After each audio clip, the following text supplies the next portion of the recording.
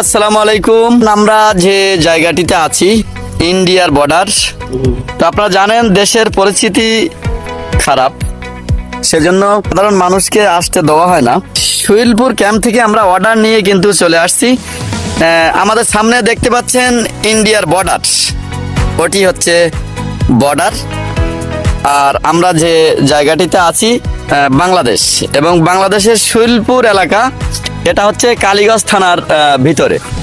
এখন খুবই কড়াকড় সেজন্য দেশের পরিস্থিতির কারণে কিন্তু পারাপার বা অনেকে এই নদী সাঁতার দিয়ে কিন্তু ইন্ডিয়ার পারে চলে যাবার উদ্দেশ্য করা হয়। সেজন্য কিন্তু বিডিআর ক্যাম্প থেকে নিষেধ, এখানে সাধারণ মানুষ আসা নিষেধ। বা আমাদের সামনে যে রাস্তাটা দেখতে পাচ্ছেন, এই রাস্তাটির মধ্যে কিন্তু সব সময় মানুষ, শত শত মানুষ বা আনাগোনা থাকে, কিন্তু